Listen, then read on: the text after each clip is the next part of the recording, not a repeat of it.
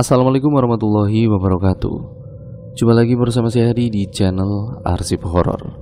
Selamat datang juga di channel baru saya ini. Dan untuk kalian yang belum subscribe ya teman-teman. Dan nyalakan tombol lonceng notifikasinya agar kalian tidak ketinggalan video terbaru selanjutnya dari channel ini. Cerita kali ini menceritakan tentang sebuah kisah wanita depan rumah. Cerita kali ini hasil karya dari Payung Hitam. Dari dulu tulisan-tulisannya sangat menarik ya teman-teman. Dan untuk kalian yang ingin mengunjungi thread beliau secara langsung, kalian bisa mengunjungi linknya di kolom deskripsi nanti. Yuk, daripada kita lama-lama, daripada kita penasaran bagaimana kisahnya, mari kita langsung saja menuju ke ceritanya. Arsip Horor akan segera saya bacakan.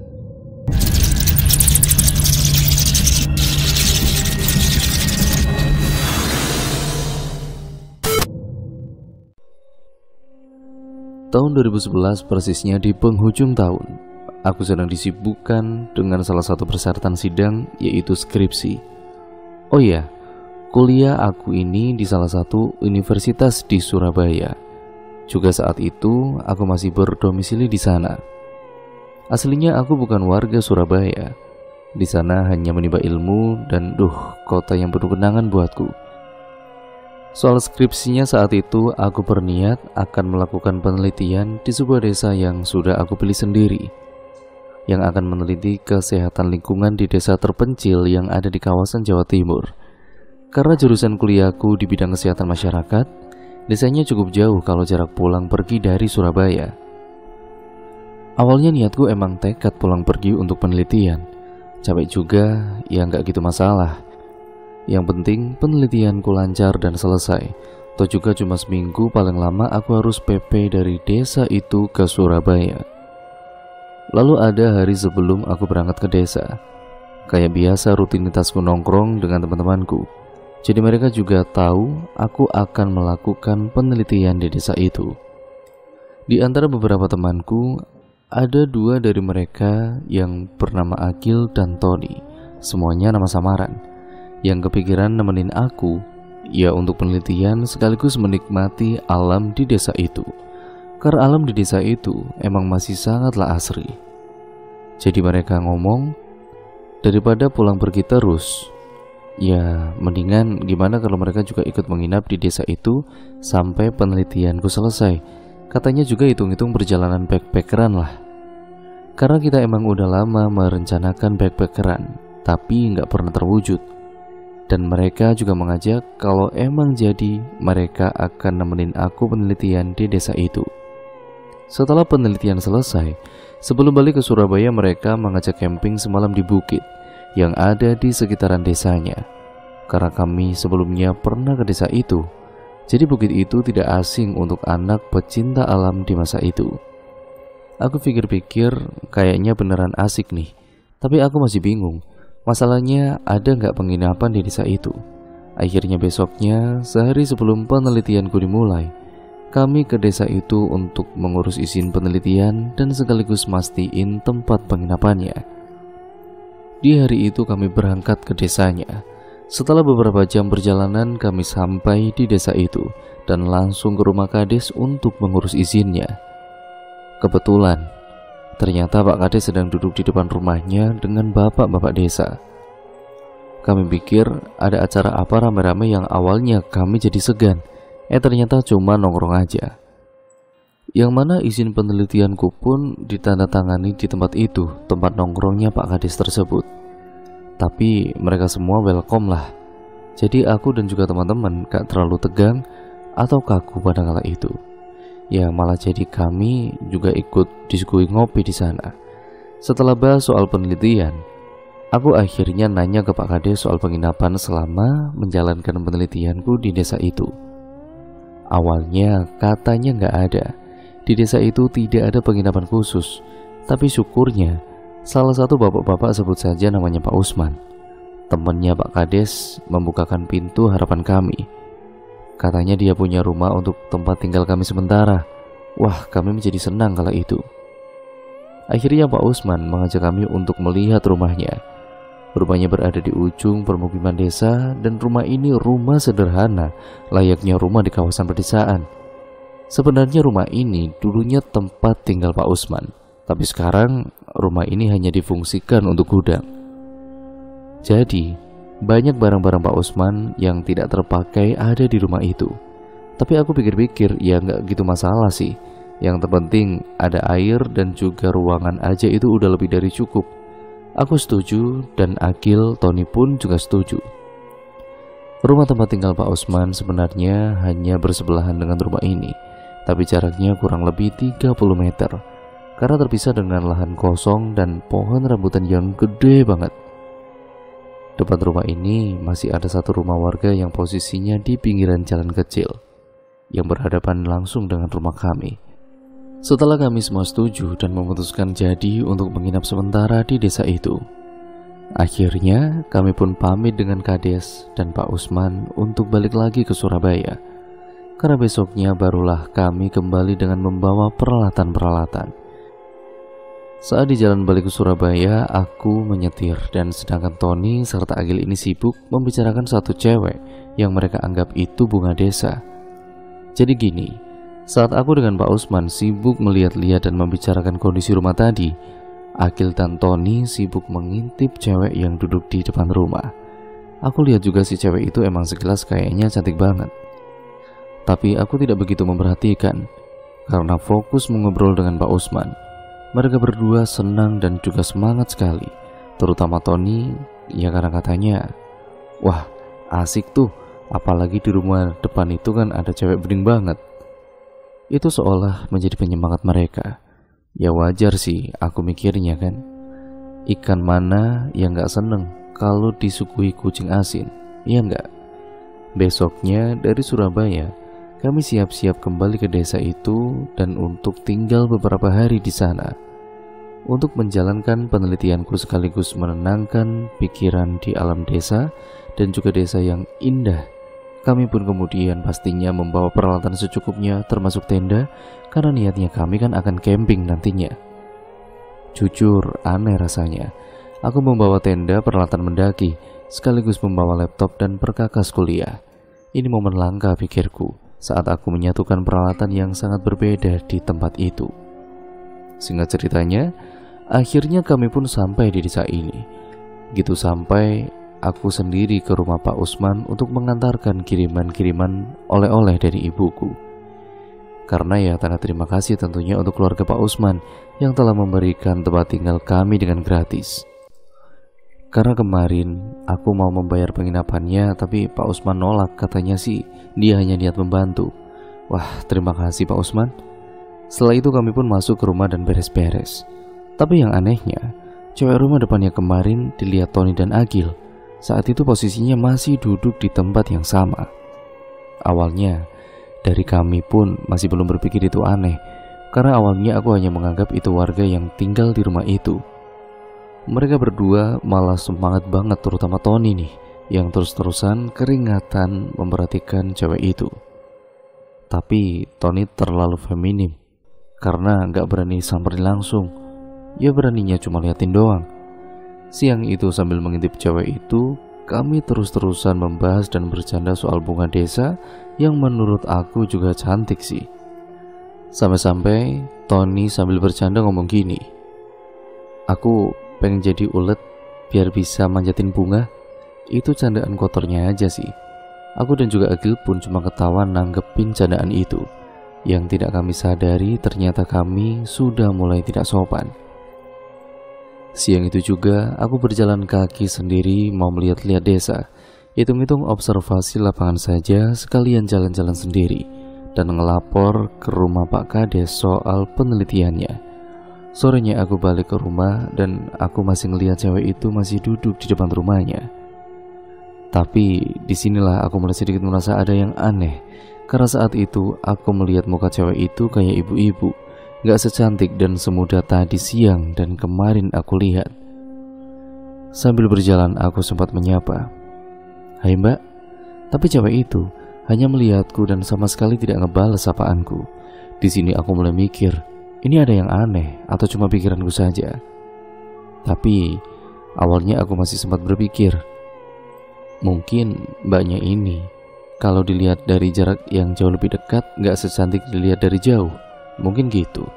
Sampai rumah aku buat kopi karena saat itu emang ya dingin banget suasananya. Jadi kopi panas hal pertama yang aku pikirkan saat sampai di rumah.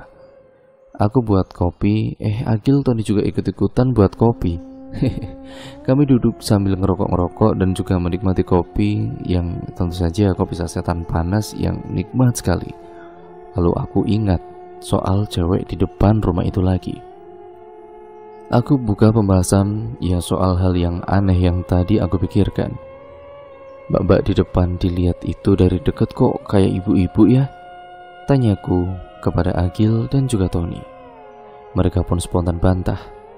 Ibu-ibu dasmu, orang pening kayak gitu kok, barang seger gitu cok. Yah, mungkin aku salah lihat kali. Malamnya dengan suhu di desa itu yang mulai dingin sekali, kami panaskan dengan bahan-bahan dan peralatan yang telah kami persiapkan, yaitu cabai, bawang, beras, dan beberapa bumbu lainnya. Oh ya, menu utamanya adalah tentu saja mie instan, yang dengan cuaca dingin dan perut lapar, kami sedang disibukkan dengan memasak mie instan panas dan pedas. Soal beras, ya kami makan mie instan pakai nasi. Itu adalah leluhur kami. Setelah makan, Agil ke depan teras rumah untuk duduk sambil membawa kopi dan rokoknya. Tidak lama tiba-tiba Agil lari ke dalam memanggil aku dan juga Tony. Dengan reaksiku yang kaget melihat Agil tiba-tiba lari. Ada apa Gil? Tanyaku. Aku kaget banget Rek. Mbak di depan, mukanya kok beda yo? Jawabnya.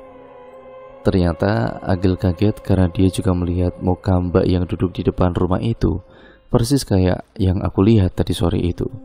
Mukanya seolah menua dan makin jauh dari kata cantik. Lalu kami bertiga pun ngintip mbaknya dari pintu. Bener aja, mbaknya ternyata masih duduk anteng yang posisinya masih sama kayak kemarin dan tadi, cuma duduk sendiri sambil mengayunkan kakinya. Aku gak salah lihat. Dengan cahaya remang-remang yang berasal dari rumah itu, kelihatan banget mukanya emang benar-benar menua. Tapi di sini kami sempat berdebat, bahkan masih sempat bercanda. Karena Tony katanya cewek itu masih cantik kok, masih sama kayak kemarin yang dia lihat. Sedangkan menurutku dan juga Agil, jelas-jelas mukanya ini kelihatan menua. Kami berdebat. Kami sempat juga menganggap kalau seleranya Tony itu ibu-ibu. Dia suka dengan yang tua-tua gitu. Itu maksudnya hanya candaan saja. Di sini kami memang sudah mulai mikir itu aneh, karena sosok itu kayak menunjukkan sosok yang berbeda dengan Tony. Tapi ya nggak begitu buat kami. Ya tentu saja kepikiran kan kami ini, dan juga yang harusnya ya was-was banget dan juga takut. Sesuatu yang aneh emang sering menghampiri kita di tempat-tempat asing untuk kita, sadar atau enggak. Yang penting kita kontrol diri saja. Awalnya aku masih bisa mikir kayak gitu. Malam yang semakin larut, keadaan hening banget yang dibalut dengan suara-suara ambience hutan alami. Tony dan juga Agil sudah tidur. Aku masih sibuk dengan laptopku mempersiapkan data penelitian untuk besok. Di tengah kesibukanku, samar-samar aku mendengar semacam suara keramaian dari kejauhan. Sumber suaranya kayak dari belakang rumah kami. Aku perhatikan lagi suaranya. Rasanya itu semacam suara pesta, tapi pesta zaman dulu, karena masih kedengaran suara-suara gamelan gitu. Di sini aku merinding, benar-benar merinding. Akhirnya aku bangunkan Tony dan juga Agil. Mereka juga dengar. Kami sempat mikir apa di belakang sana masih ada desa ya. Karena setahu aku di belakang itu tidak ada desa atau perumahan warga lagi. Tapi mungkin ada desa, kami aja yang gak tahu. Kami mencoba untuk kuat dengan keadaan yang seperti ini. Kami mencoba untuk membuat keadaan tidak semakin mencekam di tengah heningnya malam. Ya sudah, sambil takut kami pun kemudian tinggal tidur. Besok di hari kedua, aku kemudian mulai penelitian. Tapi saat aku keluar rumah, aku melihat lagi mbaknya masih duduk di depan rumahnya di tempat yang sama. Yang anehnya, aku ngelihat dengan jelas mukanya itu kelihatan makin tua dari kemarin. Mukanya kelihatan ya kayak muka nenek-nenek berkeriput dan juga hitam. Seolah-olah Semakin hari mukanya berubah semakin tua dan mengerikan. Sambil keringat dingin, aku berusaha untuk melihat ke bawah. Aku gak berani lagi menegur, ini sudah benar-benar sangat aneh.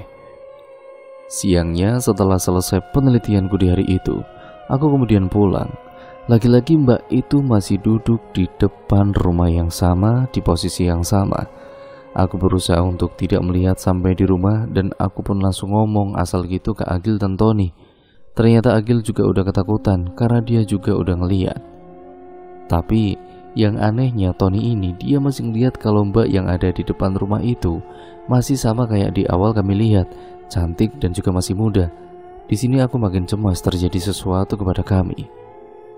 Daripada kenapa-napa, akhirnya aku ke rumah Pak Usman niatnya mau bahas soal mbak-mbak yang ada di depan. Mudah-mudahan Pak Usman ngasih penjelasan yang buat aku tenang. Tapi saat aku ke rumah Pak Usman, ternyata di rumah cuma ada istrinya. Katanya Pak Usman sedang ada di luar. Ya sudah, aku balik lagi ke rumah. Sorenya kami sedang pada diam semua. Pak Usman datang yang langsung nanya soal penelitianku. Aku buatkan kopi untuk Pak Usman dan kami berdua cerita-cerita akhirnya. Awalnya emang bahas soal penelitianku dan juga bahas soal desa itu. Ya biasalah. Akhirnya aku memberanikan diri untuk membuka pembahasan soal mbak-mbak yang duduk di depan rumah itu. Rumah di depan itu rumah siapa ya Pak? Tanyaku. Oh itu mah rumah kosong. Ya udah kamu jangan lihat ke sana. Cuek aja. Jawaban Pak Usman yang terlihat sedikit takut dan juga ragu saat menjawabnya pada kala itu. Pak Usman ya cuma menjawab itu. Dengan reaksinya aku menjadi segan terus nanya soal itu. Akhirnya setelah itu Pak Usman pun kemudian pulang. Dan dari jawaban Pak Usman, tentu saja kayaknya Pak Usman ini tahu sesuatu dan udah tahu kalau kami melihat sosok itu di rumah depan. Padahal sebelumnya aku belum ngasih tahu sama sekali soal mbak yang ada di depan rumah itu. Aku makin yakin mbak itu bukanlah manusia. Karena Pak Usman juga bilang rumah di depan itu kosong. Tapi yang anehnya, malam di rumah itu kok ada lampu remang-remang. Aku gak tahu siapa yang naruh dan juga nyalain lampu di rumah kosong. Aku gak ngerti sama sekali dengan situasinya saat itu. Sore itu aku mencoba untuk intip lagi mbak-mbak yang ada di depan. Ya dia benar-benar masih duduk di depan rumahnya dengan muka yang menyeramkan. Malamnya sikap Tony mulai aneh. Dia terus memuji kecantikan mbaknya yang berada di depan rumah itu. Tony kelihatan tergila-gila banget dengan mbak-mbak itu. Padahal aku dan Agil udah beberapa kali jelasin kepada Tony kalau mbak itu bukan manusia. Dia gak percaya karena emang udah tergila-gila dengan kecantikannya. Sampai malam itu dengan udara yang dingin sekali, Tony mandi beberapa kali dan lama sekali. Juga ngaca lama banget. Pokoknya itu bukan kayak Tony yang kami kenal. Dia aslinya gak selebay itu. Sedangkan aku malam itu sedang sibuk dengan laptopku urus mendata penelitian dan Agil menonton di laptopnya. Tiba-tiba dengan keadaan yang sudah rapi, Tony ini izin katanya mau ke warung depan. Karena aku sedang benar-benar fokus dengan laptop, aku ya iya aja. Gitu juga dengan Agil. Dia pergi, kami masih sibuk sendiri-sendiri. Malam yang semakin larut, keadaanku yang juga mulai mengantuk. Aku benar-benar beres-beres dan siap-siap mau tidur kala itu. Aku baru ngeh ternyata Tony belum balik, padahal udah larut malam. Aku mikirnya kemana sih ini anak? Emang ada apa di luar jam segini? Ya, tapi karena udah ngantuk banget, aku jadi gak gitu mikirin, aku tinggal tidur saja. Begitu juga dengan Agil. Ya dia juga sudah tidur terlebih dahulu. Subuhnya Tony bangunin aku juga Agil, dia banguninnya maksa banget. Setelah kami bangun, dia baru pulang dengan mukanya senyum-senyum yang kelihatan seneng banget. Dengan bangganya dia cerita yang buat kami kaget karena ngeri. Karena katanya semalam dia tidur dengan mbak yang ada di depan. Bahkan udah begituan, ya kalian tahulah. Dia juga terus-terusan ceritain kecantikan wanita itu yang menggambarkan bentuk tubuhnya. Tapi aku dan juga Agil itu dengarnya malah ngeri. Ya karena kan kami tahu mbak-mbak itu bukanlah manusia, apalagi dengan wujudnya yang sangat menyeramkan. Aku terus ingatin Tony, tapi tetap tidak percaya.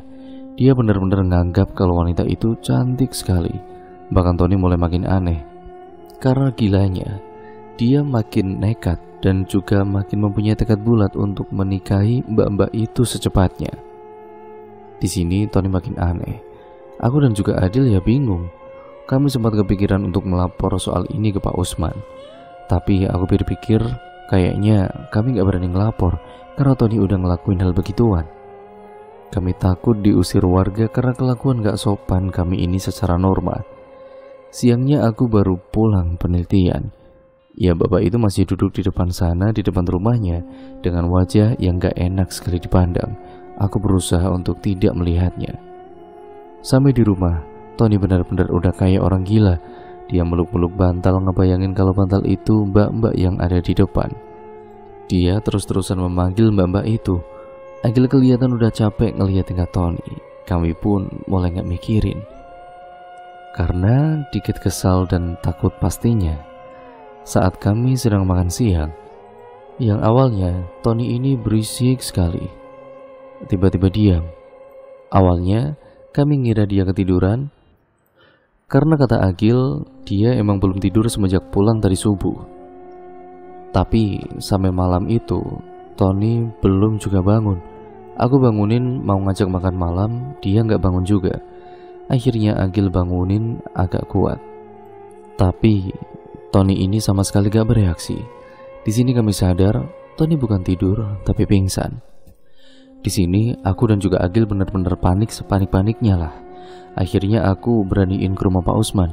Aku ceritain soal ini semua dan aku ceritain ke Pak Usman. Dan setelah aku ceritakan kepada Pak Usman ini panik dan langsung lari ke rumah kami, ngelihat keadaan Tony yang sudah terbaring lemah. Di sini Pak Usman yakin kalau rohnya Tony sedang dibawa dengan sosok yang ada di depan itu. Ternyata emang benar, Pak Usman emang benar-benar tahu soal sosok yang ada di depan rumah. Malam itu juga Pak Usman minta bantuan ke Pak Kades. Yang akhirnya malam itu keadaan rumah ramai dengan beberapa warga yang melihat keadaan Tony yang sudah terbaring. Ada salah satu warga desa yang kelihatannya orang yang paling dipercaya warga. Aku tidak tahu dia itu dukun atau ustadz. Yang pasti dia kayaknya punya kemampuan semacam dukun seperti itu. Malam itu dukun itu membacakan doa-doa dan semacam melakukan ritual kepada tubuhnya Tony. Aku dan juga Agil di sini cuma bisa diam. Apa yang aku rasakan itu tidak bisa digambarkan karena aku ngerasa kalau Tony ini, ya kayaknya si Tony ini gak bakalan bisa balik lagi. Aku mikirnya seperti itu pada kala itu. Malam itu yang mulai larut, kami pun semuanya masih duduk di depan teras rumah. Tiba-tiba kedengaran suara pesta yang persis kayak kemarin malam kami dengar. Warga di hadapan kami pun yang dengar itu semuanya pada kaget. Mereka semuanya pada nyebut, astagfirullah. Semuanya pada nyebut seperti itu. Aku ya kebingungan, ngelihat Agil yang kebingungan plus takut juga. Kenapa semuanya pada nyebut? Ternyata Pak Usman ngejelasin kepada kami, suara itu pertanda akan adanya acara pernikahan. Tapi bukan pernikahan manusia, itu pernikahan jin atau sebangsa jin. Spontan aku nanya, apa itu pernikahan jin dengan Tony? Pak Usman dan semuanya hanya diam dengan raut pasrah. Termasuk dukun itu juga diam. Tidak ada yang menjawab dan aku sadar, aku merasa gimana gitu. Yang ada dalam pikiranku setelah itu, apakah aku salah menanyakan sesuatu? Karena tiba-tiba semuanya menjadi diam dan ya ampun, aku aneh banget malam itu pokoknya. Malam yang semakin larut akhirnya semuanya pada bubar. Tapi dukun itu sebelum pulang dia memanggil aku dan juga Agil. Dia ingatkan kepada kami, kalau kami mendengar atau melihat sesuatu apapun itu dari rumah depan, jangan terpancing. Apalagi jangan pernah masuk ke dalam rumah itu. Dan untuk malam ini, pintu depan rumah jangan ditutup, biar saja terbuka. Katanya siapa tahu atas izin yang maha kuasa, Tony bisa pulang ke Bali. Jadi kalau pintunya tertutup, rohnya gak akan bisa masuk dan balik ke tubuhnya. Dengan ragu-ragu, aku tetap mengiyakan. Setelah semuanya pulang, aku semacam ngerasa aneh soal pintu itu. Dan lebih anehnya lagi, aku nanyanya dengan Agil, kok pintu gak boleh ditutup? Bukannya hantu atau roh bisa menembus dinding ya? Tanyaku kepada Agil. Kita nggak ngerti, demi kebaikan, udah ikutin aja lah. Ya udah, kami benar-benar ikutin aja apapun yang mereka suruh. Malam itu kami nggak bisa tidur. Aku cuma diam, Agil juga cuma diam termenung. Di sini aku benar-benar ketakutan. Tapi yang aku takutkan, gimana kalau Tony tidak bisa balik lagi? Aku bingung harus bilang apa ke orang tuanya, karena orang tuanya tahu Tony ke desa ini nemenin aku penelitian. Aku benar-benar bingung dan juga takut sepanjang malam. Lalu sekitaran jam 2 menjelang subuh, yang keadaannya hening sekali, kami mendengar suara Tony menangis minta tolong. Agil juga kaget mendengar suara itu dan kami pun bingung. Suaranya beneran suara Tony, jelas banget suara kami. Padahal tubuh Tony malam itu ada di hadapan kami yang terbaring tidak sadar. Ingat pesan dari dukun itu, kami pun berusaha untuk tidak terpancing.